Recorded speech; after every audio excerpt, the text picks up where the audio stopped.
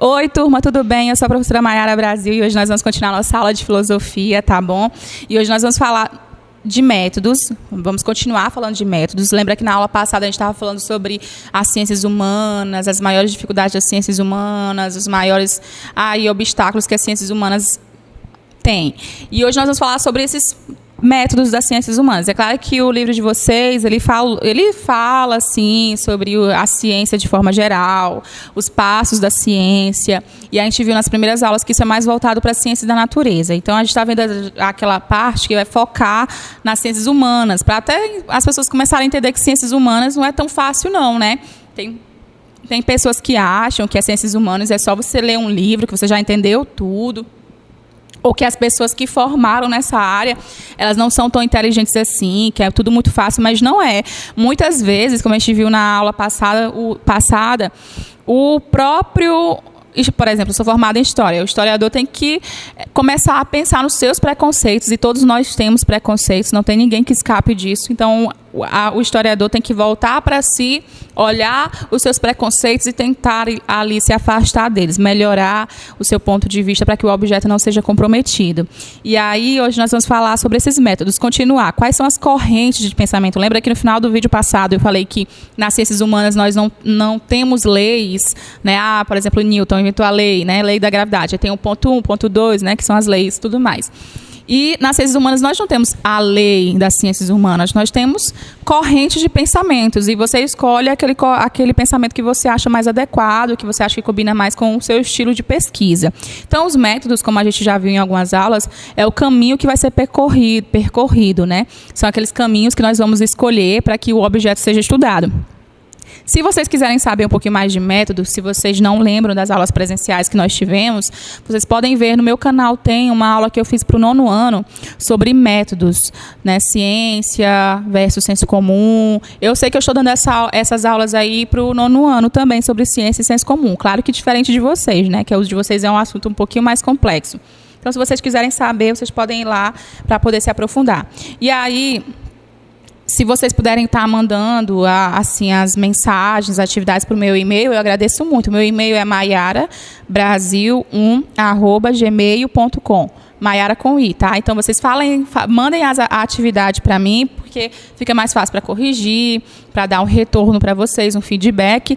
E aí, nas próximas aulas, nós vamos ter a correção da atividade de filosofia, do capítulo, né? Então, na aula passada, a gente estava vendo sobre o nascimento das ciências humanas, da página 12 e 13, mais ou menos. Hoje nós vamos focar ali na página 13 e 14 da apostila. Diversidade de métodos, tendência naturalista e tendência humanista. Então, tem uma diferença aí. Quando eu falei para vocês de corrente de pensamento, nós vamos ter vários autores escrevendo. Alguns vão ser mais parecidos do que o outro, então a gente vai dividir em duas linhas de pensamento. Aqueles que eram naturalistas e aqueles que eram humanistas. Não tem nada a ver com literatura, gente. Isso aqui já é mais as ciências humanas, quando eu falo história, sociologia, filosofia, também entra ali um pouquinho de literatura, mas não é uma corrente da literatura, tá? Então, olha, tendência naturalista primeiro. Acredita-se que as ciências humanas sofrem influências externas. E aí, uma que é bem característica das ciências naturalistas é a positivista, a corrente positivista, que é muito lembrada por Auguste Comte. Auguste Comte, ele nasceu ali no século XVIII, mais ou menos, em 1798 a 1857, e ele queria adequar os métodos das ciências humanas para a natureza, ou seja, ele achava que o corpo humano tinha uma influência no comportamento, ele achava que as experiências que o corpo humano tinha norteava os comportamentos, assim também como veio a questão da rejeição dos aspectos qualitativos, ou seja, a questão cultural não importa tanto assim, né, mas a questão de experimento, exatidão, por exemplo. O behaviorismo também, que está dentro dessa teoria naturalista, né? O behaviorismo, ele pegava animais e fazia experiências. Pegava um cachorrinho e aí ele queria que o cachorrinho fizesse associações, que o cachorrinho tivesse um determinado comportamento. Então, todos os dias, esse cachorrinho era isolado num salão, numa sala, e aí todos os dias alguém entrava e fazia o mesmo gesto, de botar comida num cantinho. Então, toda vez que essa pessoa chegava, fazia sempre o mesmo gesto. Até que um dia, quando a pessoa chegava, Antes mesmo do cientista colocar a ração ali no potinho, o cachorrinho já ia em direção ao pote. Ele já teve uma resposta à ação do cientista, ou seja, ele teve um comportamento definido pelo quê? Pela repetição da natureza, ou seja, do externo. O externo, a ação da natureza, fez com que ele tivesse um determinado comportamento. Então, o positivismo, ele não vai ver ali o lado cultural, mental. Por que o cachorrinho pensou em ir ali para aquele potinho? Qual é o que ele está pensando naquele momento? Não, o behaviorismo acredita que é como o reino animal, né? O ser humano é como os outros animais. Que a ação da natureza, se for repetida de várias formas, aquele ser humano, aquele bichinho vai ter a mesma resposta, né? E todas as vezes vai ter a mesma resposta. Isso também foi aplicado ali mais ou menos com a psicologia, com Skinner. Quando Skinner, que ele é norte-americano, ali já do século XX mesmo, de 1904 a 1990, ele vai falar sobre o behaviorismo. E aí vai falar sobre esses comportamentos na psicologia. Ele vai definir muitas teorias comportamentais sobre isso, né? Sobre ali como o ser humano vai reagir a determinadas ações da natureza. Então, só que o Skinner, ele vai também ali contextualizar com algumas coisas qualitativas, mas não assim, tão suficiente para a gente considerar ele humanista. Então, a tendência humanista, já partindo para o segundo ponto, a tendência humanista tem métodos diferentes. Nós vamos ter vários autores que vão falar sobre a tendência humanista. A tendência humanista, a maior característica dela é que ela vai priorizar a abordagem qualitativa acima da quantitativa. O que é a quantitativa? É eu ver só números. Por exemplo, se eu falar sobre as doenças que estão acontecendo hoje, né? A pandemia que está acontecendo. Se eu olhar só números, 10 mil pessoas morreram.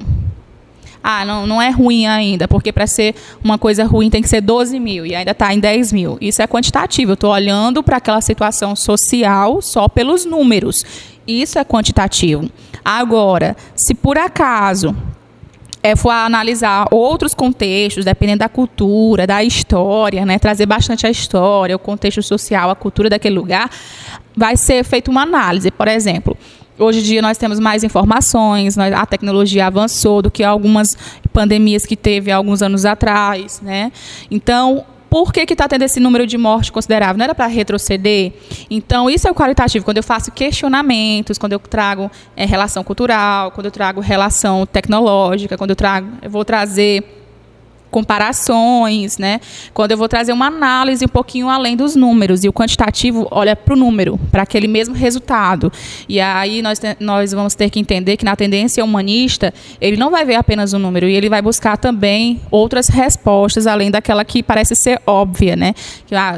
Quer dizer que nos outros anos teve 12 mil. Eu vou ter que olhar para essa do mesmo jeito? Não, eu tenho que olhar com o contexto que aquela população está vivendo naquele tempo, com a mentalidade que aquela população está tendo naquele momento, com os recursos que aquela sociedade está vivendo, está tendo naquele momento.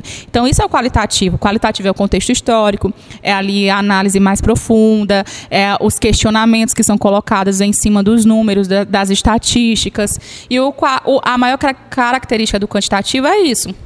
Fiz um experimento, deu um resultado. Vou fazer de novo, vai dar a mesma coisa. E também o comportamento vai ser sempre uma experiência voltada para o biológico, vai ser sempre voltado para os números também. Então, nós vamos ter um alemão aí, que é o Dilthey, que vai falar o seguinte: ele é do século XIX, vai falecer ali no século XX. Ele vai dizer o seguinte, que tem uma diferença entre explicar e compreender. E ele vai dizer que isso também serve para a gente poder diferenciar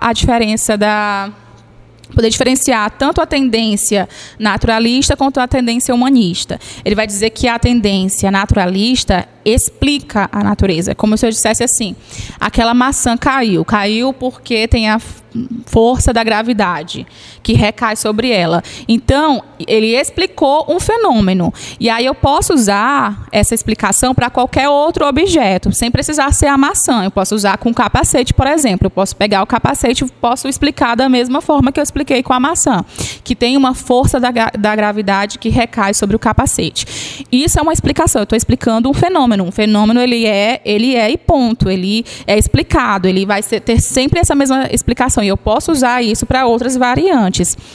E aí ele fala que é diferente de compreender. Compreender a vida psíquica é a maior diferença que ele faz.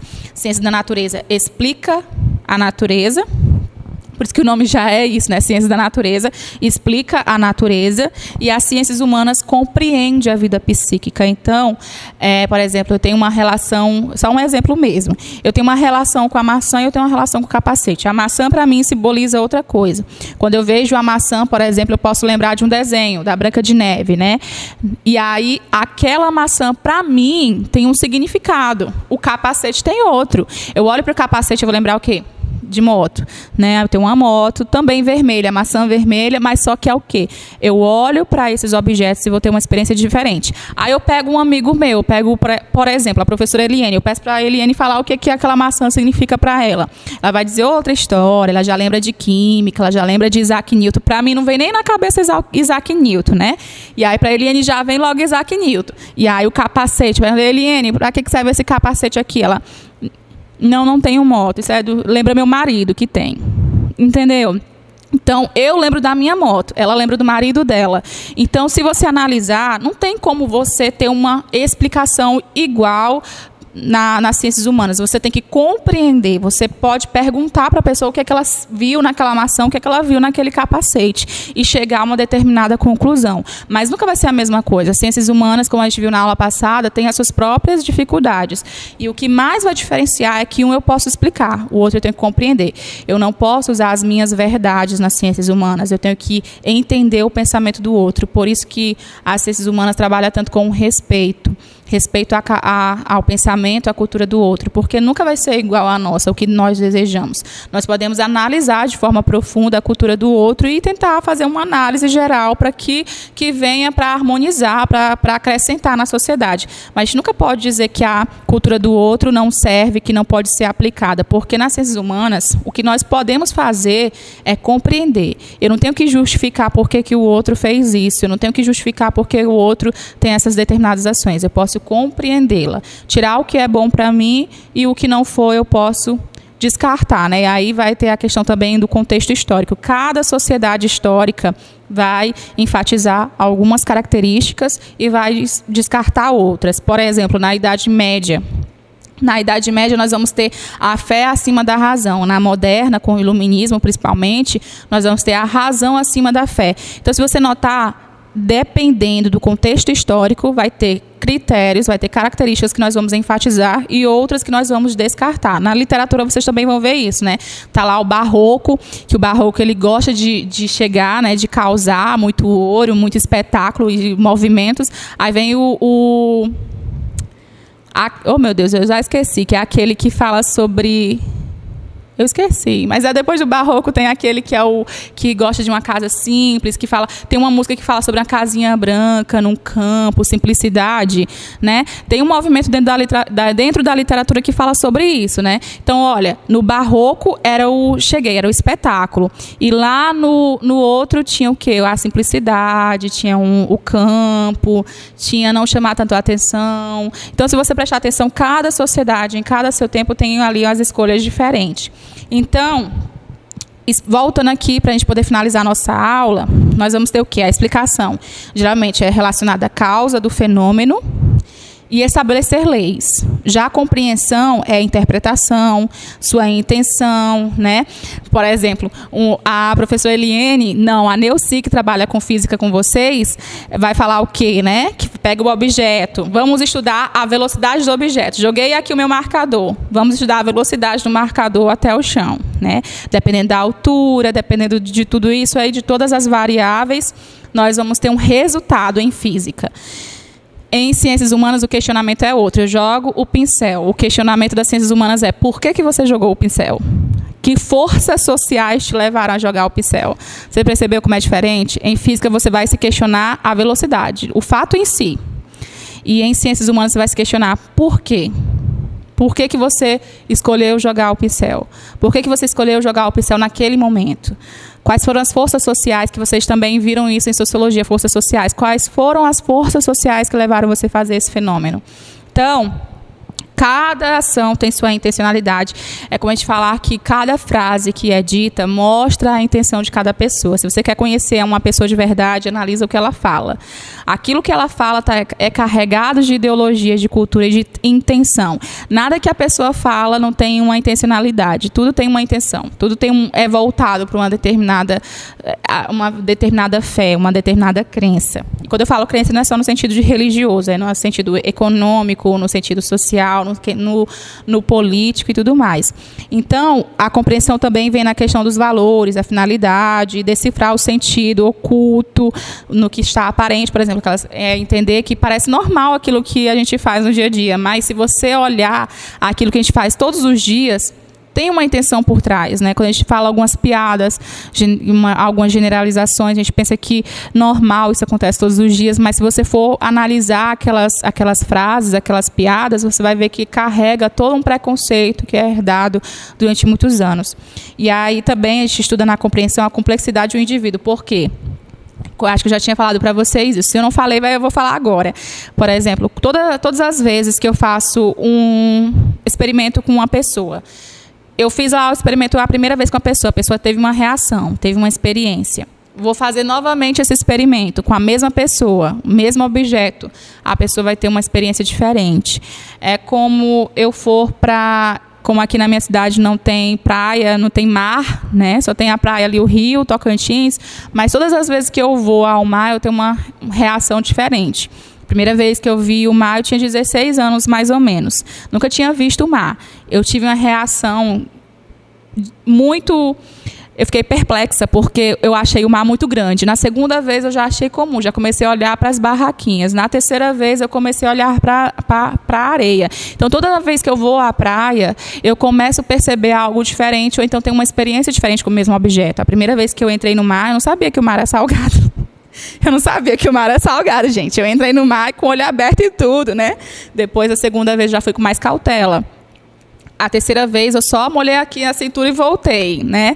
Que ali eu já amarrei o cabelo. E a outra, eu pretendo ir agora para ver os corais, né, do litoral do Brasil. Só que cada experiência que eu tenho com o mar é diferente. Pode ser até o mesmo mar, a mesma praia, mas eu vou ter experiência diferente. As pessoas que vão comigo podem ser diferentes. As conversas que eu tenho podem ser diferentes. Eu vou mudando durante o tempo. Então, toda vez que eu vou ao mar, eu tenho experiências novas, experiências diferentes. Então, não é possível criar uma lei de experimento para o ser humano. O ser humano, ele não é um robô que vai ter resultados. O ser humano, ele sempre vai ter uma experiência diferente com o mesmo objeto. E aí, isso é complexo, né? Como é que você vai estudar uma cabeça tão complexa e como é que você vai falar de tantas cabeças dentro de uma sociedade? Então, não é tão fácil assim. Não é só você pegar o livro de história, eu já sei de tudo, é pegar o livro de filosofia, eu já sei de tudo. Você precisa primeiro olhar para si, né? Os seus preconceitos. Cada cabeça é um universo, é a música do Benjamin. Eu já falei a segunda vez essa música hoje. Então, não é homogêneo. A tendência humanista tem muitos autores que vão discordar entre si, mas a maior característica deles é que eles baseiam-se na questão qualitativa acima do quantitativo, né? E existem muitos autores que a gente pode falar mais na frente, nós vamos falar de alguns. Eu espero que vocês tenham gostado e até a próxima aula.